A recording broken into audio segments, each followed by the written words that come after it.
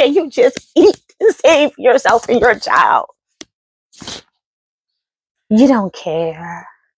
You don't care about the videos. You're just saying anything. Like, yes, girl, everybody in your life just been telling you anything. Welcome to Cinematic Thoughts and House of the Dragon, Season 3, Episode 8 finale. I just want to say what team, who I'm with, who I'm rocking with, who I'm rocking with. Listen, for me, I love the episode. I did. Mind you, it took us 7 episodes to get here. And don't get me wrong, I totally understand the slow burn that took us to this point. I mean, they couldn't just give us everything, all at once. We had to set the, things in motion. So I get it, but I'm just so glad that we finally got here. The episode start off right away with the energy. We see our wow coming through there. Gotta talk to the queen. Off top, the energy is set. He talks to Rhaenyra, and the next scene we see is Rhaenyra crying to Daemon. Mind you, Rhaenyra is crying. She is devastated. Okay? And Daemon does what Daemon does best, which is why I love Daemon. Daemon is going to get Rhaenyra's head all the way together. He is the only one who can do it. No one else. Just Daemon. And then he starts speaking old Valerian. And then he tells her, like, this is the test right here. And it clicks for her. Right? Like, wait, yeah, this is my test. And that's when you're starting to see Rhaenyra change, starting to become who she honestly been needed to become, but she had to get there. I loved it. And old Mysaria. Baby Mysaria in the mirror. She putting her earrings on. She checking herself out. And lo and behold, you're out of here. And I was so happy. I really was, because I was over Mysaria way back when. Because to say she was the mistress of whispers, what did she ever whisper to anyone other than her hating on Daemon? Other than her always have a small word for Daemon. Like literally her whispering was all about Daemon. That was her only focus to me. Nothing else. She did not put Rhaenyra onto anything. So it was time for her to go. I was happy that she was gone. And it reminded me of her friend or the lady she knew who came like the other week, who, told her like, baby, don't get too comfortable around here. Watch these people, because once a hoe, always a hoe. Lo and behold. Now, mind you, when she jumped out that wagon, I was like, damn. Like, I hope we don't see no more of her, but with her doing that move, who knows? But I mean, Rhaenyra did set her up nice. Here goes some gold. You're going to have some guards. Like, she was able to keep the garments she had on. Like, you had it good. Just hop on the boat. But no, she want to be nosy. She's flabbergasted, I'm sure. So she definitely wanted to know what was going on. And all I can say is seeing Rhaenyra walk, her and Joffrey, with their garb on, they both looked so good. And when she went to the high septon, it's all respect. Because in my opinion, what Rhaenyra should have done, she should have from jump. Right when the high septon told her the first time, oh, I'm not going to, anoint you because of this and that. We don't know if Aegon's really did and blah, blah, blah, blah, blah, blah. That's when she should have put her foot down back then. But she didn't want to start nothing. She just kept it peaceful for as long as she could. It's something he told her when she was speaking with him before, Alan, got him, is that he called her like princess. It's how he said princess in that moment. Yeah, a little to that princess. I ain't like that. I didn't like that. And that's when Rhaenyra said queen. Okay, let him know real quick. But in that moment, I was like, he always knew that Viserys wanted Rhaenyra to be his heir. But as he's a man, Aegon is a male. He had no problem putting Aegon in that position, because he really did just feel like how a lot of them felt Even Laura Carlos even said that, she's a woman. So, everyone's not going to take to her being a woman and ruling. And I'm sure the High Septon had those same thoughts, which is why he had no problem hurrying up, being like, oh, Aegon, yes, we can anoint you. We can do all that. The gods have spoken. Our seven-headed God.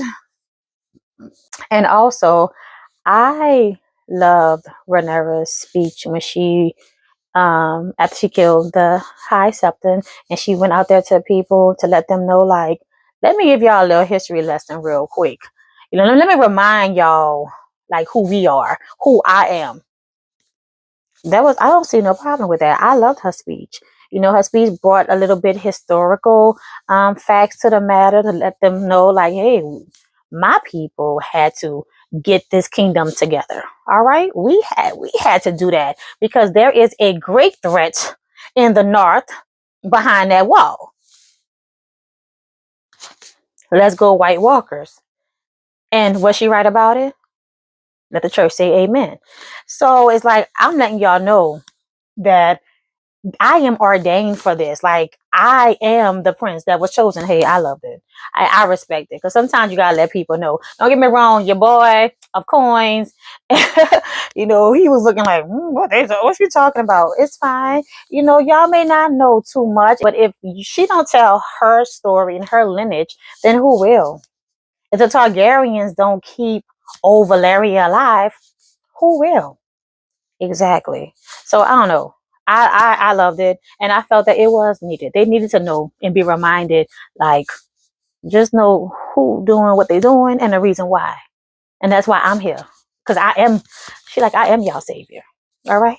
Well, what can we say about Off? Did we not know that this was what it was going to be? Now, when Off was in that bar talking his mad stuff, I just knew somebody was going to overhear and come in on him, and it was going to be trouble, but that didn't happen. He was able to speak freely amongst friends and get his good old chuckle in. And I just noticed that his helmet have that white little, I guess, wig piece weave off the white, because he doesn't have the blonde, Targaryen, Valerian hair. So he has that type of hair sewn onto his helmet. I don't know, y'all. I just got it. It just clicked for me in this episode. Then when Armin finds him on the shitter, Armin had you face down, ass up, outside on the ground. I mean, balls hanging all in the dirt. So, yeah. I mean, he kicked your ass royally, I have to say. Mind you, Off did the ultimate payback, and he said, hell with all y'all, right? I wonder what's going to happen with him next season, because when Laura Carlos was like, told Daemon, Off has turned, it's like, yeah, he already knew that. It was over. But Off did his thing. I will say, I mean, I'm not for him, but definitely I like that he did say, you know what? Forget you too. I have a dragon. And he have a big, mighty dragon. So, I mean, hey, sometimes you give power to the wrong people. It's just what it is. You take the chance when you do things like that. And so, yeah, I bet Rhaenyra will be, biting herself that she gave him that power with the dragon. But at the time, she was desperate. She had to do what she had to do. So that's what we got. As far as Hugo, honestly, come on, Hugh. Like, I don't know. Cat's dead, but you literally, I don't know. Hugh asked her and told her, like, come with me. He literally went there to get her, and what she was like, no, I'm not going with you, and all that. Now you did. Like, all right. I don't know what to say about that. Kat, you should have went with your husband when he came for you to get you out of there, but you didn't. So rest in peace. And speaking of resting in peace, oh, Helaena. Yes. So Helena's death, to me, she looked pretty.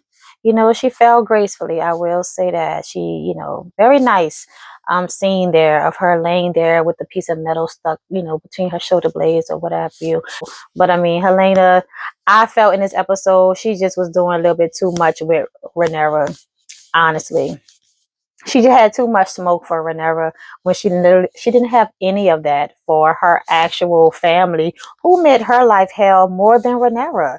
Like, Rhaenyra have you here? Yes, you're here because of your husband, brother, your mother, your grandfather, and the whole works, and your other brother. Like, you understand, Helaena, at least this much, that your family on your mom's side, they ain't shit, right? And you understand this.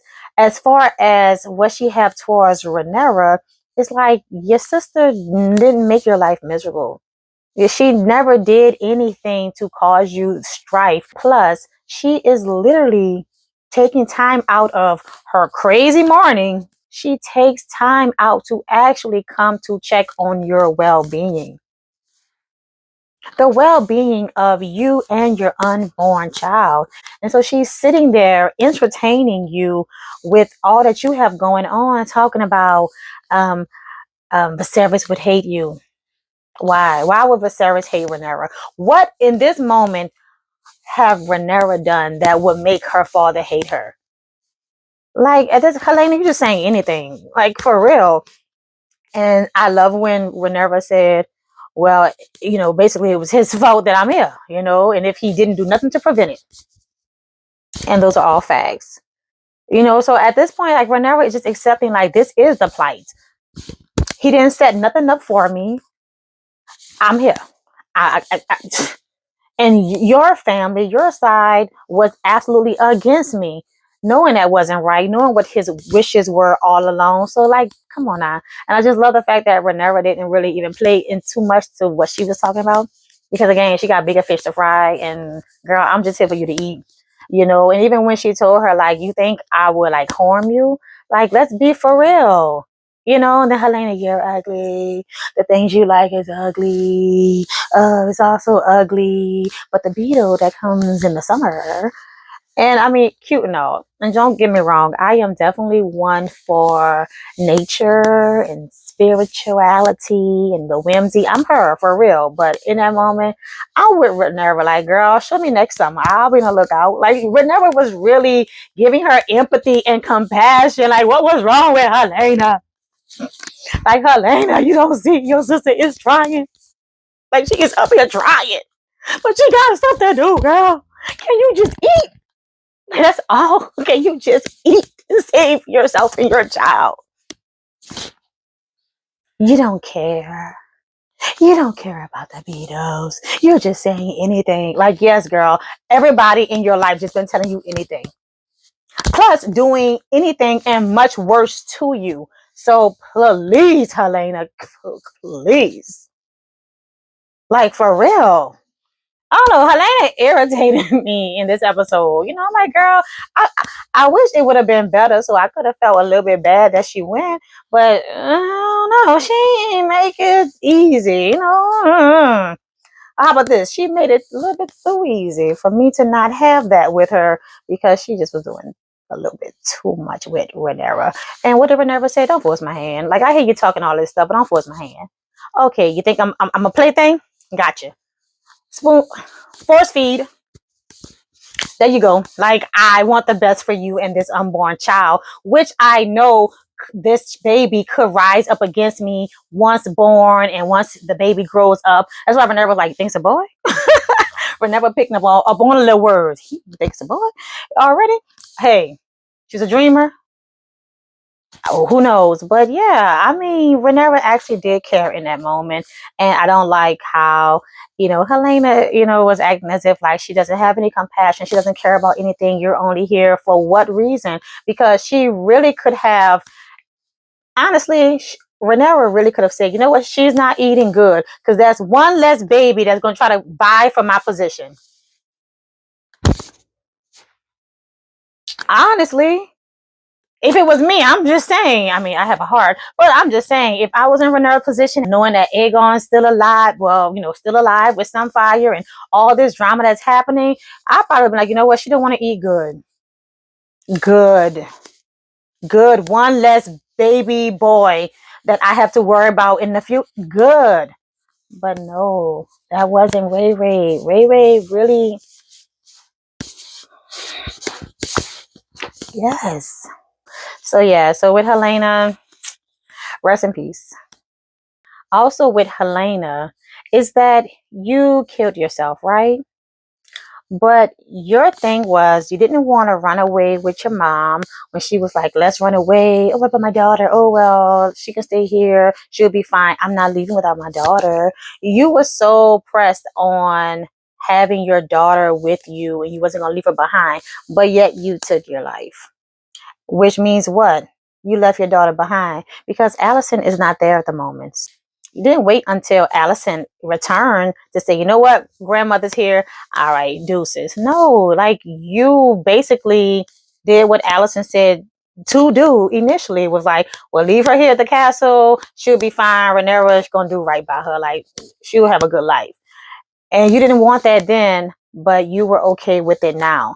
I kind of would have liked if we would have seen Helaena suffer internally much more than what was portrayed in the series, to be honest. I think it would have given the great build up that, oh my gosh, this woman is just going through it and she's about to just really lose it. And I wish that she would have had more of that turmoil. I think it would have been more meaningful when she would have taken her life compared to why she did when she did. Because I don't know, I just felt like it wasn't enough. Like, girl, nothing was really happening to you like that. You was able to still go outside. You was able to get fresh air. Like, you had your own room. That's a great little prisoner to me, if that's how she felt. And I don't know. I think that her scenes should have been more of seeing her in distress, in agony, mental anguish, all of those things, just a lot more. And then it would have been just totally understandable why she just had to just say, I can't do this anymore. It should have just been visions on top of visions that we should have seen. It should have just been just everything that's been happening to her, flashbacks of them being cruel to her, of Aegon, and just everything. I don't know. It just could have been much more of a greater build up as to why she was like, I'm out of here. Even with leaving my daughter, I can't do it. My babe, my unborn babe, I'm over it. I'm done. When Mysaria told her that Aegon was back, I said, that's it. That's when she said, oh, no, gotta go. Because I'm not dealing with that nut. Like, I'm not going through that, because that was hell for me. But they focus a little bit too much on Rhaenyra, as if her position in, being under Rhaenyra's thumb was, part of the agony. But it's like, girl, nothing was happening. But finding out Aegon's back, shit. Nope. Not doing that one. Peace out, deuces. See y'all on the other side. Rest in peace for real. Baby Baela. I really don't like that Baela try to get testy with Rhaenyra behind Lord Carlos. Don't get me wrong, that's her grandfather. I get it. Right? She cared about her grandfather, and plus that finger coming. It's like, hey, don't we need to go get him? Send me, I'll go. But to just tell Rhaenyra, like, it's your fault. Oh, Baela, I want to have your back in this moment. I do, baby girl. But no. Like, it is not Rhaenyra's fault that Lord Carlos decided he wanted to abandon his post, desert his post, tell Alan, hey, why don't you just go do it? That'll be good for you. Because he was in his feelings behind Rhaenyra not legitimizing his grown adult sons that he never cared to do anything with for all those years. No, it's not her fault that he is captive. And then when she grabbed her face, it was like, oh. In this moment, Rhaenyra is becoming someone different. And she getting tired of all y'all. She getting tired of everyone. Because doing it the nice, kind way, how she wanted to rule, garnered her nothing. And plus, no respect, only disrespect. Which is how Baela could come to her like that. Because I guess everybody else been talking to her crazy. Everyone else been slick mouth and disrespectful. So again, see how that energy just bounce off one person to the next person to the next person. You have to always nip it in the bud, unfortunately. And I mean, it just was, we're never just tired. And I respect it. I respect it because we literally watched these 7 episodes and even other seasons. We watch her just go through it. It's time. Aegon and Aemon. First of all, Aemon was so happy when he found out that Alice was 100 years old. Oh my goodness. I think that was when he fell in love, in my opinion. He really was like, you've been alone. Oh my gosh. And that was it. Even to the point that when he spoke with Aegon and he called her my betrothed, even she had to look like, excuse me. Because I'm telling you, he wasn't feeling her no other time. But when she said I was 100 years old, he said, oh, mamma mia. And that was it. He kissed her. He was into the kiss. Like everything just changed from that moment on. Now here go Aegon, little cray cray. I'm alive. What was he on? Oh my goodness. Which I get it. He pissed off, right? Because his brother tried to kill him and he looks like that. You know, and I mean, he been through some things since he's been, you know, wandering the road. So I get it. But the fact that Aemon had nothing, no type of negative energy to give him. He had no madness to him. He just wanted to be forgiven. And even telling his brother, like, I coveted what you had. I thought you wasn't a good king. Asking for your forgiveness. But if you decide to kill me, you'll be good. Aegon was like, this is just not fun anymore. Like, what is happening? I want it to be so angry and you're giving me none of it. That's just how it is. But to tell him, you know, after we do this and we kill Rhaenyra and we kill Daemon, I'm like, y'all are literally talking about y'all siblings here. Like, hello, y'all are talking about your brothers, your sister, not just some randoms. Crazy. But after he was like, yeah, after we go kill all them, then maybe I might let you live. All right, Aegon, maybe. Like, come on now, all that. All right, gotcha. But of course, I think if the story, you know, would play out like that, of course he would let his brother live. I mean, after all that, because in this moment you can't even kill him now, and yet you're supposed to be so mad, but you don't even have it in you because he don't have it in him. Aemon has really, really changed. Like he has really been, how they say, humbled and brought down to his knees. He really have, which makes him like an okay character compared to before when he just a bit more vicious. Still, one of my favorite characters is Sir Gwayne. I don't know. I just really like that character. I really do like him. He's so chill. He's so cool. But he does make sense. And I like that. And he just want to go home. But he don't want no parts of none of this. He was talking to Daemon and he was like, let's come to some type of agreement. You know, Rhaenyra can rule there and Daemon rule here. And like just trying to form some type of peace. And I mean, you just see how much he just really cared for his nephew. And he just really don't want none of what's about to happen. And when Daemon grabbed him up by his throat, I'm like, oh no, not Gwayne, not my Gwayne. I really was like, nah, come on now, don't, not too tight, D, not too tight, not too tight, spare him. I'm glad he did, because I did not want to see my boy go like that at all. Like that would have been a little bit, I would have been sad.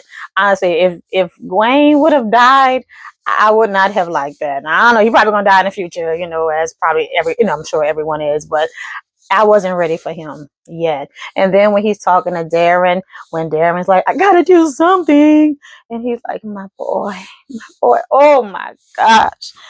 Oh my goodness. I felt him like just like someone's pleading with someone they love. Like that's his little nephew. Like, come on, son.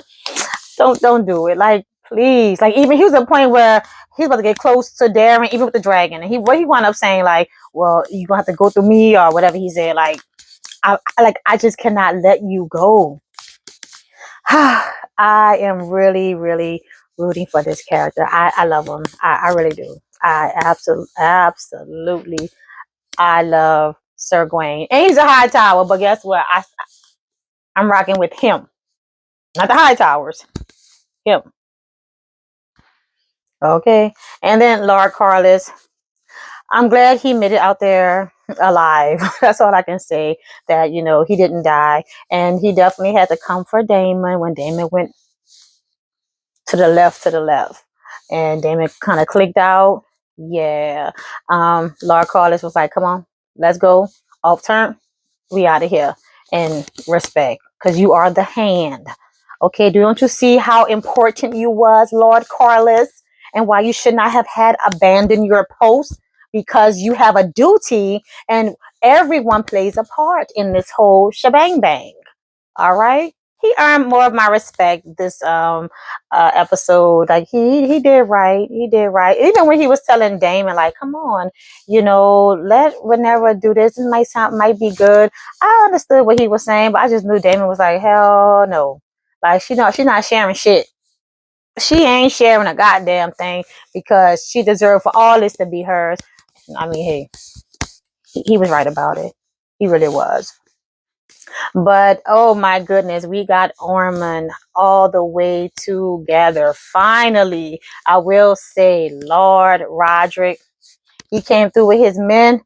They was banging, clanging, banging, clanging. I was like, yeah, they was bucking me up. I was like, come on, let's go.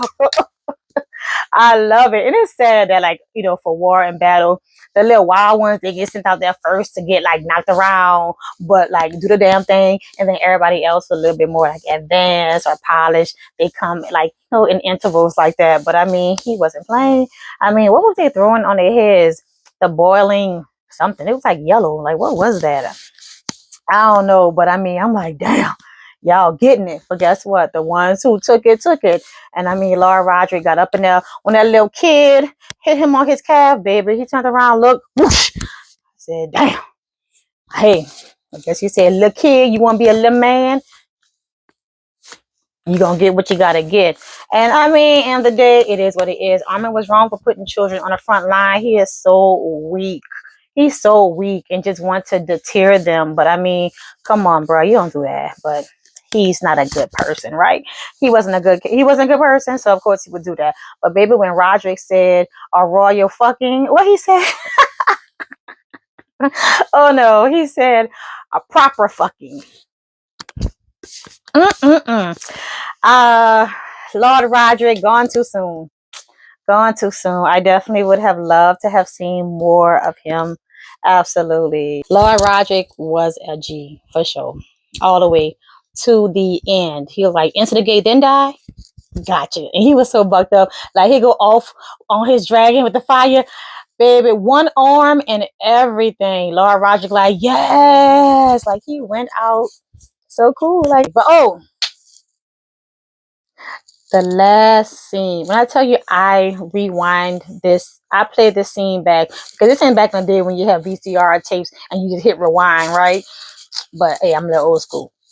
So I replayed that scene so many times of Rhaenyra walking into Helena's room and she sees the window open and she sees her tapestry and she's looking at it. And baby, when Rhaenyra sees herself on that throne and her facial expression, this is what Emma does so well. Her nonverbal is just the looks. I've been talking about it all this whole season. Literally how she looked and raised her little eyebrow, her little eye. Oh, I can't do it, but oh my goodness, I loved it. I loved it. I'm like, yes. Rhaenyra said, baby, I don't care what may happen, but baby, I'm on this throne. I'm on this throne. That's all I need to know. I guess she wanted to say, baby, Helaena, that's all I've been asking you. That's all I wanted to know. And then, baby, that was enough for her. I absolutely loved it. She did that. She did that in that moment. And what she did? She went and closed that window and said, the end. She was like, that's it. I see. I've seen enough. I've seen all that I needed to see. It's a wrap. Window is closed. All right, sister. You out of here. You go. Thank you. Look, she just want to tell Helaena, thank you for the prophecy, baby. Yeah. Can you blame her? I just want to say again, Rhaenyra looked so good in her garment, in that garb, the head dressing, her makeup, the little red under her eye. Like, it just was bad. Costume department, excellent, excellent, excellent. Thank y'all for watching House of the Dragon with me, and until next season, deuces.